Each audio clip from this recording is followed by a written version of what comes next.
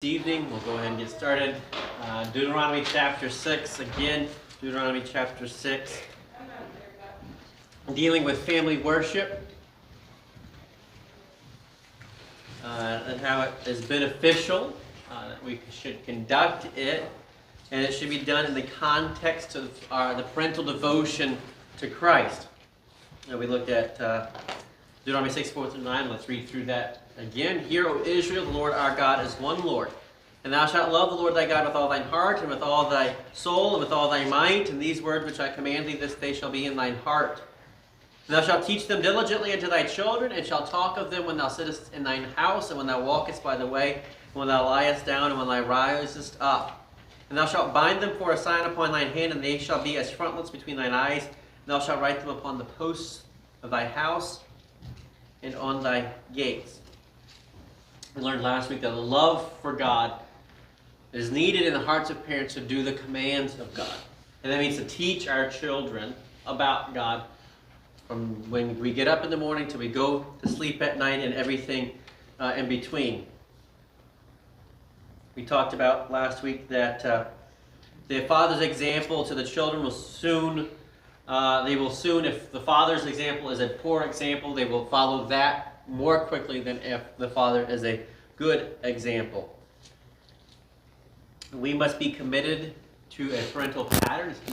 Commitment to a paternal pattern as commitment is vital for the children. What we say to our children is important, but we must also realize that how we act towards the children is as important or even more important than how we handle teaching our children. And so we stop there about that. And so what are the arguments for family worship? We are to argue scripturally that we need family worship in our homes. If we were to argue scripturally that we need to make a case for family worship, how do we make the case for family worship? Besides scripture, we can look back at the example of our forefathers. Okay, the example of forefathers. We have scripture example of forefathers, but if we were to look specifically in scripture, where would we go for family worship? Well, I think Deuteronomy 6 is good. Yes, Deuteronomy 6, 4 through 9 is good. That's why we started there, so that's being observant. At least we got that down tonight. We're observant tonight. Deuteronomy 6 is a good point.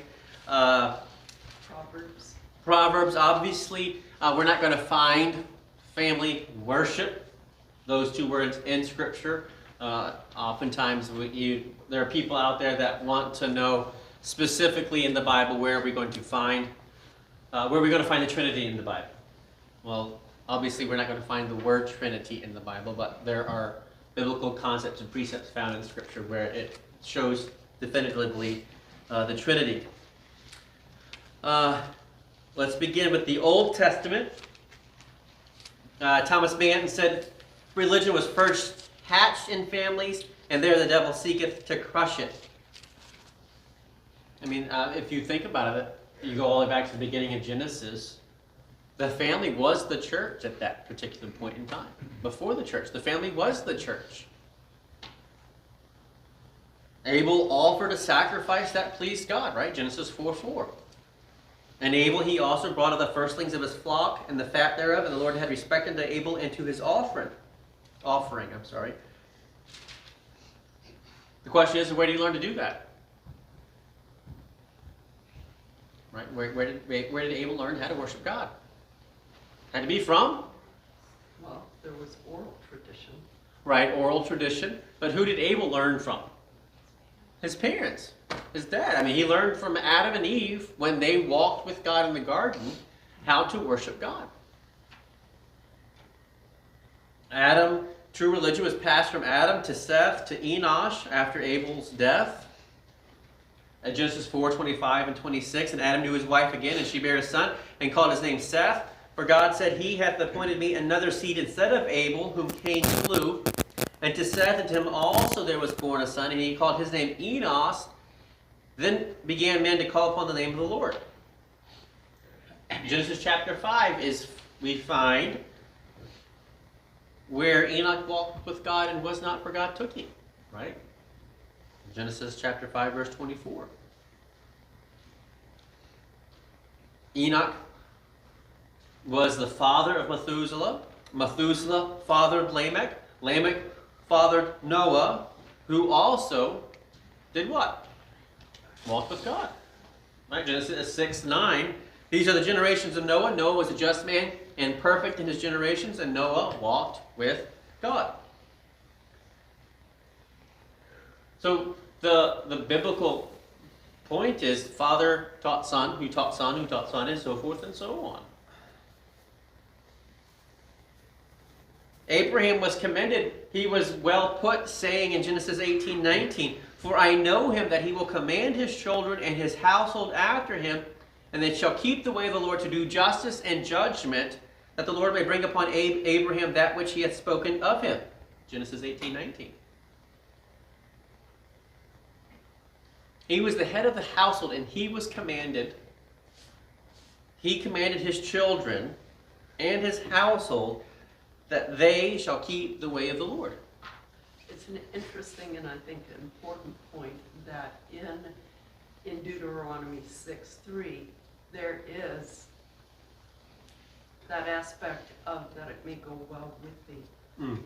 And Psalm 81 talks about how it would have gone well with them had they hearkened unto the Lord's ways, but they would have none of him. So you can see that total decline in the well-being of family, Right. and the well-being of the nation. And the thing, and the point that we're going to bring up in Sunday's message, but also tonight, is the fact that you got to love God first, right? You can't. Oftentimes we think we can love neighbor before we love God. We hear that saying a lot today, right? You love your neighbor, you'll do X, right? If you love your neighbor, you'll do this. If you love your neighbor, you're going to do this. If you love your neighbor, you're going to do that. But sometimes we need to love God first, most importantly. Well, you're not going to have the right love. You're going to have human love. Right. And that is... Right, you're going to have love that culture teaches you. You're going to have love that society teaches you what love is. Instead of, if we love God, then that in turn is going to help us, right, in turn love people. And a lot of times, we think that we can get away from loving God by, well, this person came here and I need to do this for this person and I need to do this for this person. And we haven't even thought one word about God. Well, again, it's not going to be the supernatural love of Christ. Right. There is forgiveness. And so love comes up very short when it's human. Yes, it does. Love. And so, back to Abraham here. Abraham commanded his children and his household after him that they should keep the way of the Lord. By doing righteousness and justice. Interesting, to do justice and judgment. You could say justice and righteousness. Can be translated righteousness as well. So what does, if Abraham is required, does this not then require that Abraham teach his children what is meant by righteousness and justice? I mean, think about it. If Abraham were to leave his children to their own minds, to their own counsels, to their own lusts, ignorance, idleness, superstitions, idolatry, but then command his children the ways of God, what are you doing to the child? If you leave them to their own devices, their own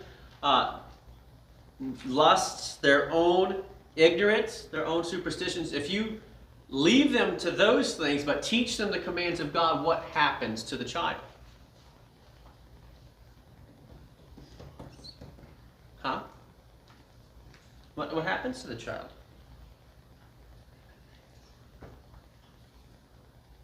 There is the problem is you begin to, the child becomes discombobulated. They struggle with the fact that they have their own ideas of who God is. They have their own ideas of what God is, how he acts in this world, but you just teach them the rules of God? Now, they need to know who God is. What is his attributes? What he has done.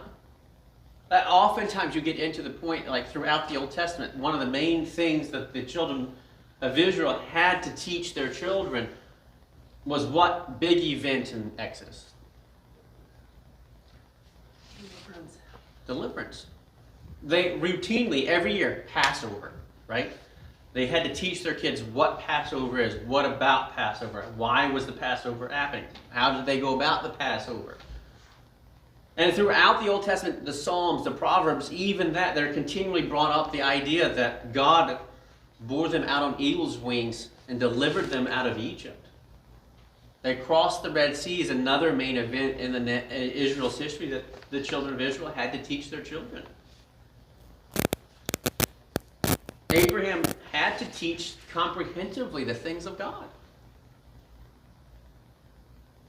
And the responsibility is Abraham's.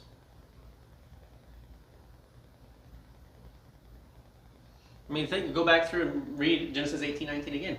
For I know him that he will command his children and his household after him, and they shall keep the way of the Lord to do justice and judgment, that the Lord may bring upon Abraham that which he hath spoken of.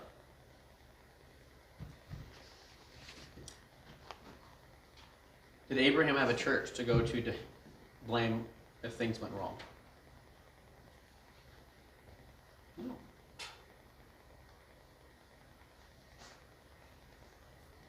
There was no Sunday school for Abraham. It was his responsibility.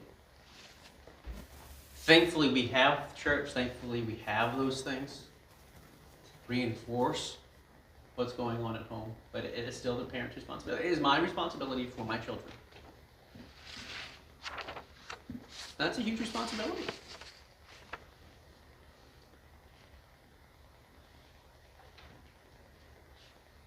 I mean, if you think about it, if you were to read through Genesis again, Isaac and Jacob both built altars wherever their families pitched their tents. Genesis 26:25, and he builded an altar there and called upon the name of the Lord and pitched his tent there, and there Isaac's servants digged a well. In Genesis 28:18, and Jacob rose up early in the morning and took the stone that he had put for his pillow and set it up for a pillow and poured oil upon the top of it. Genesis 33:20, and he erected there an altar and called it El Elohi Israel. Genesis 35:1-3, God said unto Jacob, Arise, go to Bethel and dwell there. Make there an altar unto God that appeared unto thee when thou fleddest from the face of Esau thy brother. Then Jacob said unto his household, to all that were with him, Put away the strange gods that are among you, and be clean, and change your garments, and let us arise and go up to Bethel, and I will make there an altar unto God, who answered me in the day of my distress, and was with me in the way which I went.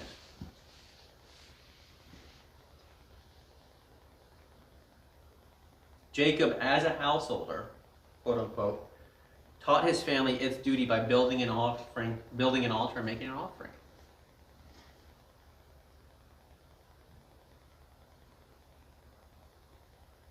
He commanded his family to put away their idols. In a way, Jacob was acting in that passage of scripture as prophet, priest, and king.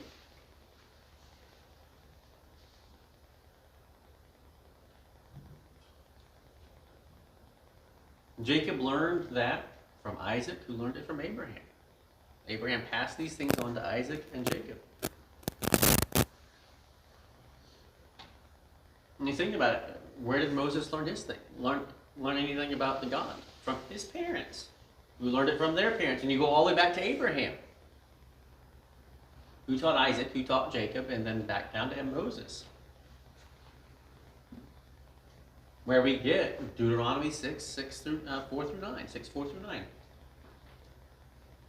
You get Deuteronomy 11:19, and ye shall teach them your children, speaking of them, when thou sittest in thine house, and when thou walkest by the way, when thou liest down, and when thou risest up. Essentially what you just read in Deuteronomy 6:4-9.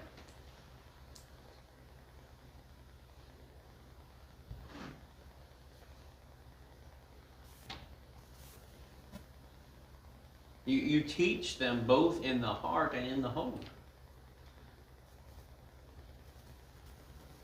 We as parents are to diligently teach our children to not only obey God, but to love God. You get well, oral tradition was not a slacky Right.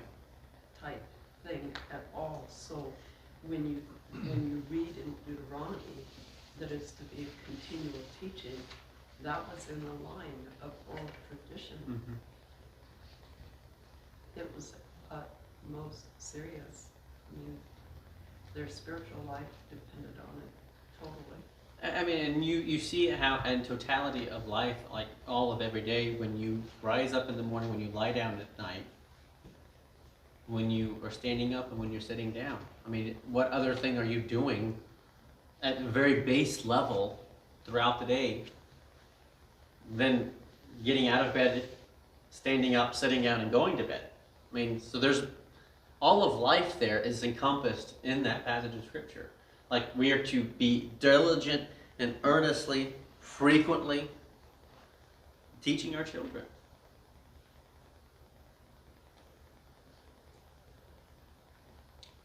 I mean, think about the oral tradition part. I mean, how long ago has it been since, I mean, we really had Bibles made prevalent today? I mean, it hasn't been very long if you think of the course of human history that Bibles have been made prevalent. I mean, the printing press was late 15th century. And then it took another 200 to 300 years before Bibles became more common. So these things that the Bible is telling us to do was even before Bibles were made available widely. And nowadays we have, I mean, I dare say we probably have a half a dozen to a dozen Bibles sitting in the house right now.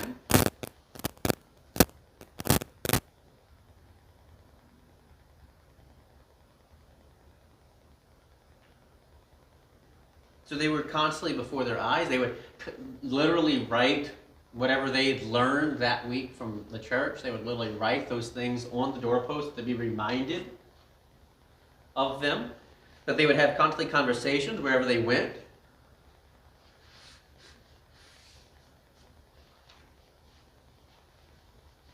It's interesting, the command to teach our children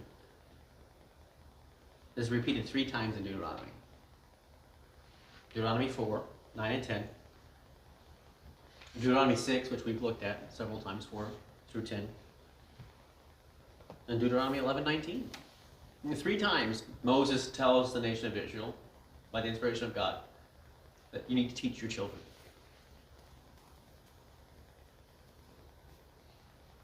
And we said that in particular it was the Passover. That was particularly important for the nation of Israel, that they understood Passover. And you can go back all the way back to Exodus chapter 12 for that. 12, 26, and 27 of Exodus. And it shall come to pass when your children say unto you, what mean ye by this service? That ye shall say, it is the sacrifice of the Lord's Passover, who passed over the houses of the children of Israel in Egypt, when he smote the Egyptians and delivered our houses, and the people bowed the head and worshipped. He even tells them what to say when your children ask the question, what are you doing with Passover?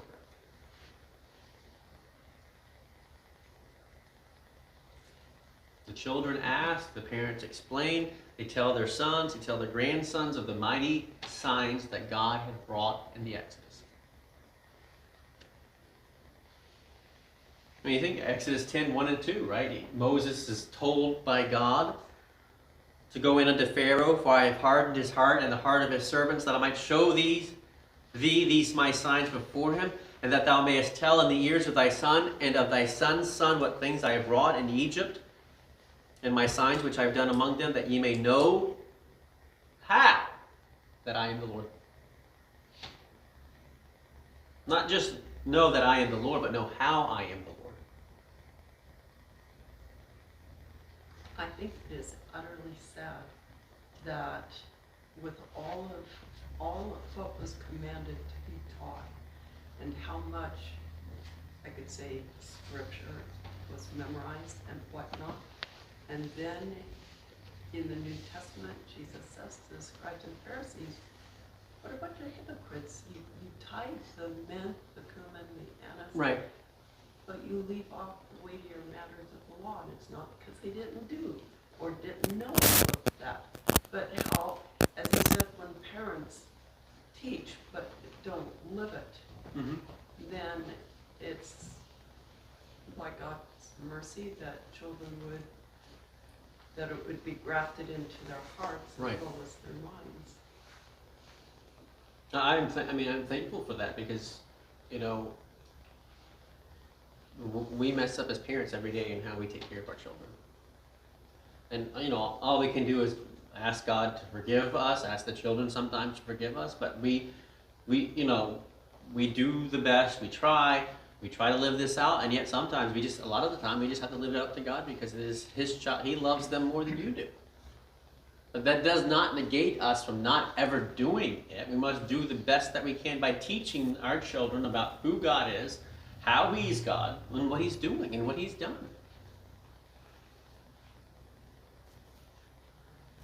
The parents are to teach their children of the parting of the waters of the Red Sea, a parting of the Jordan River when you come to Joshua chapter 4. Verses 6 and 7, that this may be a sign among you, that when your children ask their fathers in time to come, saying, what mean ye by these stones? Then ye shall answer them, that the waters of Jordan were cut off before the ark of the covenant of the Lord when it passed over Jordan. The waters of Jordan were cut off, and these stones shall be for a memorial unto the children of Israel forever. And he says it again in Joshua chapter 4, verses 21 and 22.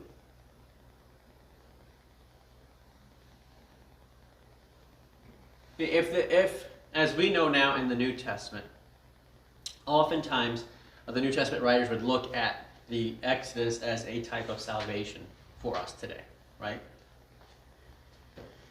They would also, so if it was important for the Old Testament Christians to teach their children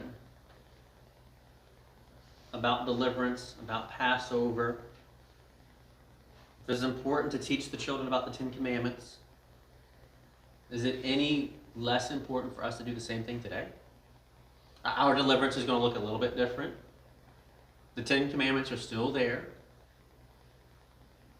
We have different forms of memorials now in the form of the Lord's Supper and baptism. So should we not be teaching our children the importance of all these things?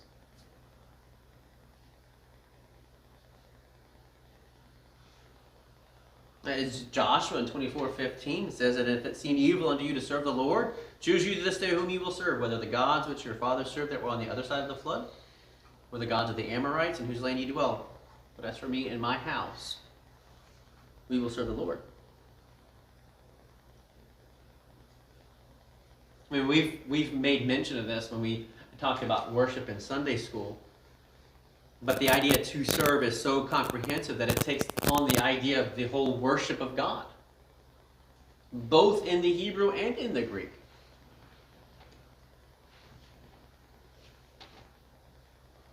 George Whitefield, in his sermon, The Great Duty of Family Religion, based on Joshua 24:15, he argues that every governor, every head of a family ought to look upon himself as obliged to act in three capacities: as a prophet to instruct, as a priest to pray for and with, and as a king to govern, direct, and provide for them.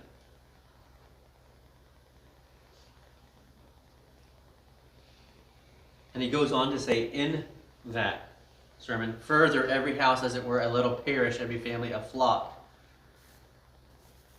And he uses 1 Timothy 5:8 to reinforce this, where it says, but if any provide not for his own, especially for those of his own house, he hath denied the faith and is worse than an infidel.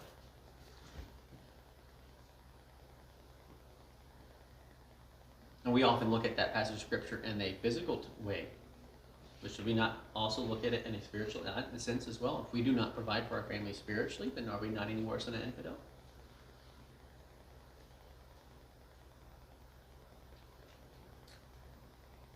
I mean, we could even probably even say that we're worse off if we don't take care of them spiritually. If what Paul is saying to Timothy is, if he is worse than an infidel if he doesn't take care of his own physical needs, what do you say to a person who doesn't take care of the children's spiritual needs?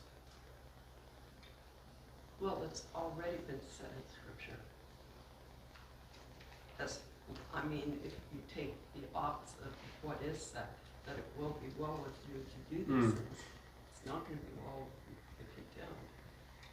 But I think the one thing to keep in mind is that we need to be pointed in the direction of loving the Lord our God with all of our heart, soul, strength, and mind, and that this teaching is line upon line, precept upon precept, and there's no off-duty hours.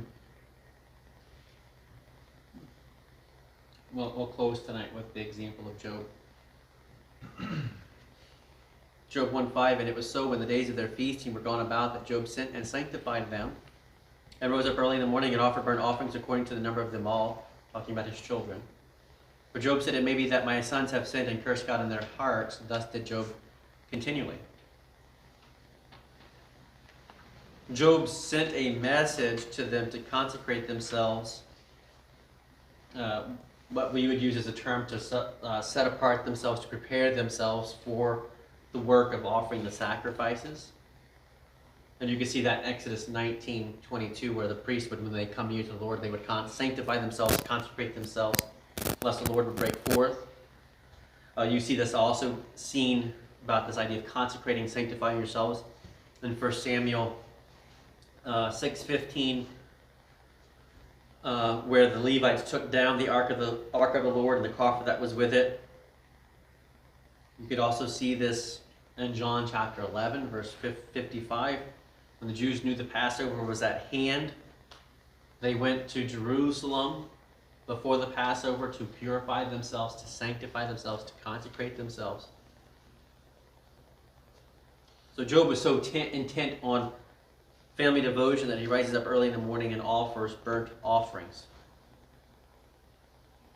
And Job himself, man who's upright, perfect, and escheweth evil, is taking care of his family even in the early mornings, consecrating himself for his family.